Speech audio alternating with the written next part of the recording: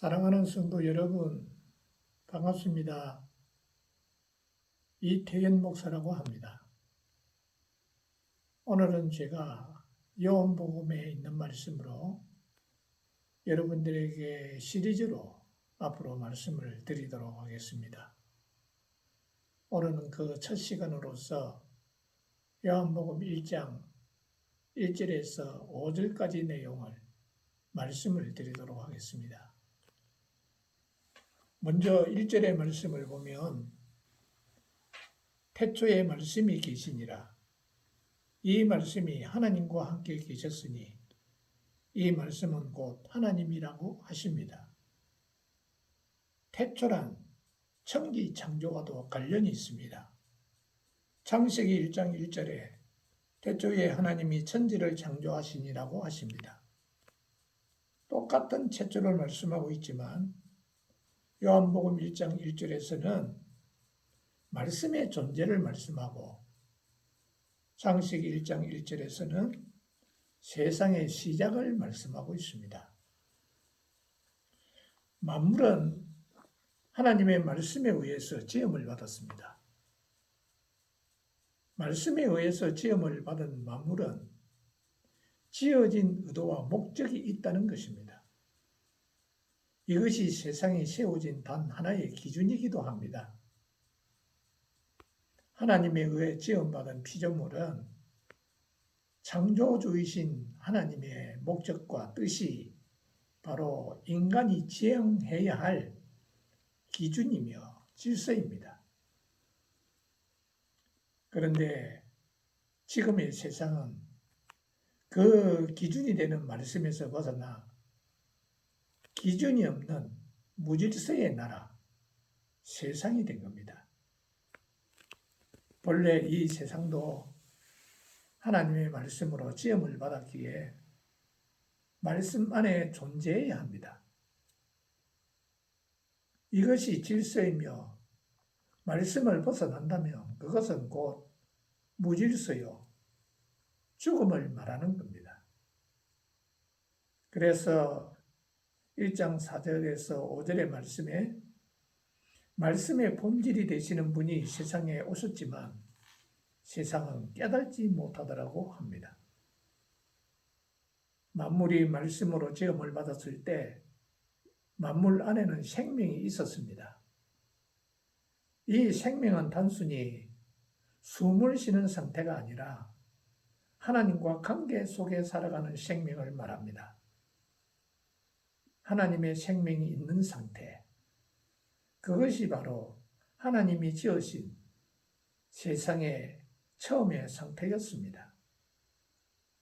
생명이 있었기에 빛이 비치면 그 빛을 깨닫게 되고 하나님을 지향하여 살 수 있었던 겁니다. 생명은 단순히 숨쉬는 의미가 아니라 하나님을 지향하고 하나님과 관계 속의 상태를 말하는 것입니다. 그러나 안타깝게도 이 세상에는 죄가 들어와서 세상은 그런 상태를 잃어버리게 됩니다. 말씀이 아니라 인간의 자기 상식, 자기 힘으로 자기 영광을 꿈꾸며 살아가는 세상으로 변질이 된 것입니다. 말씀은 곧 하나님의 계시라고 합니다. 하나님의 뜻과 하나님의 계획이 들어있는 생명력으로서 하나님의 지혜요, 하나님의 능력인 것입니다. 다시 말하면 하나님의 뜻과 계획이 들어있는 메시지를 말씀 또는 계시라고 합니다. 이러한 말씀의 본질이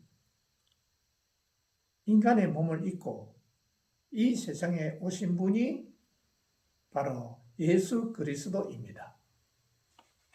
그래서 그리스도는 하나님의 말씀으로서 하나님 자기 계시로서 하나님의 뜻과 계획이 무엇인지를 십자가를 통해서 펼쳐 보이시고 그 뜻하신 하나님의 약속을 성취하여 하나님을 기쁘시게 하기 위해서 오신 겁니다. 이분을 가리켜 오늘 본문에서는 말씀이라고 하십니다. 말씀이 존재하는 것은 순종입니다. 말씀은 순종이 따를 때 말씀되는 것이고, 말씀이 순종될 때 감춰져 있었던 하나님이 백일하게 드러나 펼침으로써 하나님이 어떤 분이신가가 십자가를 통해서 드러나게 된 것입니다. 이 세상에 많은 종교가 있고 제도와 의식과 열심이 있다고 해도 이 하나님의 계신 말씀이 없다면 그는 하나님의 백성이 아닙니다. 하나님의 백성에게 말씀이 있다면 그는 예수 그리스도가 누구이신가를 알게 되므로 그리스도를 귀하게 여겨 그분을 영접하게 되고 그분과 하나된 관계 속에 살게 됩니다. 이것이 말씀이 있는 성도요, 하나님의 백성입니다. 그런데 지금 이 세상에는 그 생명을 잃어버리고 말씀이 없는 육에 종된 세상이 된 것입니다. 이러한 세상은 말씀의 본질 되시는 예수 그리스도가 이 세상에 오셨지만 세상은 그분을 깨닫지 못하고 그분을 거부하고 버리게 됩니다. 말씀은 곧 하나님이라고 하셨는데 하나님이신 예수님을 대하고서도 이 세상은 예수님이 하나님인 것을 깨닫지 못하고 그분을 십자가에 못 박아 죽이게 됩니다. 이것이 어두움의 세상의 모습입니다. 빛이 왔으되 빛을 깨닫지 못한 것입니다. 말씀이 오셨는데 그 말씀이 세상의 생명인 말씀이 그것을 알지를 못하고 그분을 거부하게 됨으로써 이 세상은 생명인 말씀이 없다는 확실한 증거로 드러나게 됩니다.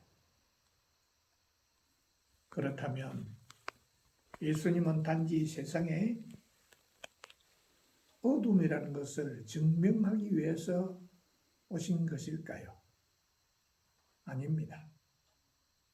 예수님은 세상의 어둠을 드러내는 것으로 끝남이 아니라 생명과 빛이 있는 나라로 창조하기 위해서 오셨습니다. 이것이 바로 그리스도로 지배받는 그리스도의 나라입니다. 그리스도의 나라가 이 세상과 다른 점은 무엇일까요? 그것이 바로 말씀입니다. 말씀으로 산다는 말은 예수 그리스도로 살아간다는 말입니다. 다시 말해서 예수 그리스도의 정신과 가치관으로 살아가는 것을 말합니다. 이러한 성도는 자기는 없고 예수 그리스도만 주장되게 되는 겁니다. 예수님의 정신이 뭘까요? 예수님의 정신은 예수님께서 십자가를 앞에다 두고 요한복음 17장 1절에 그는 하나님 앞에 이렇게 기도를 합니다. 하나님 앞에 자신이 죽어 하나님 앞에 영광이 된다면 그것을 자신의 영광으로 삼겠다고 하십니다. 예수님은 십자가에 자기가 죽는 것에는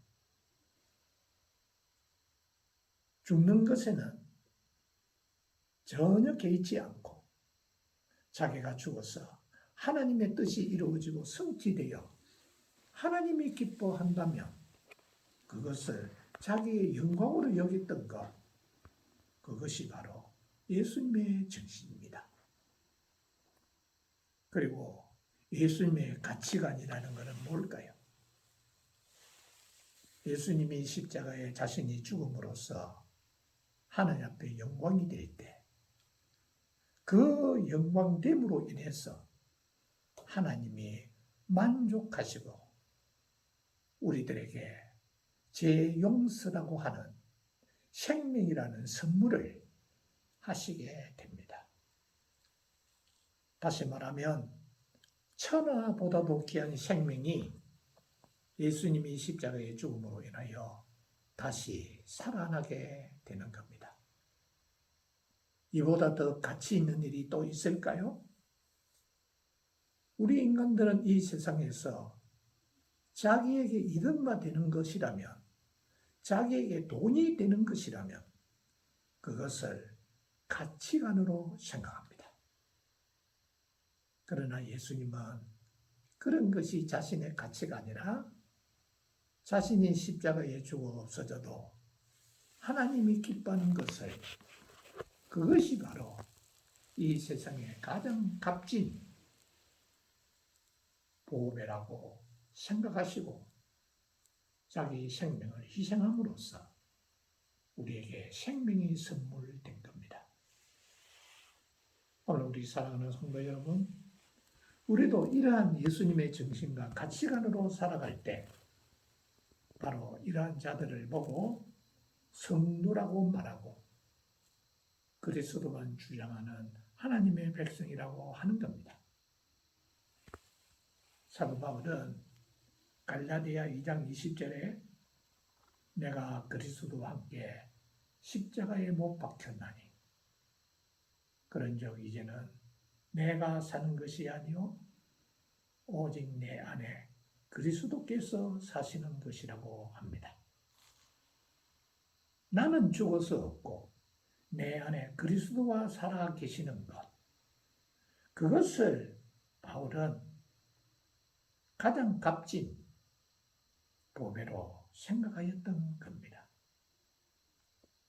그러면서 그는 말하기를 이제 내가 육체 가운데 사는 것은 나를 사랑하사 나를 위하여 자기 자신을 버리신 하나님의 아들을 믿는 믿음 안에서 사는 것이라고 합니다. 여러분, 믿음이 뭘까요? 바로 믿음은 바울이 갈라디아 2장 20절에 말씀하신 대로 예수 그리스도를 위해서 살아가는 삶을 말하는 겁니다.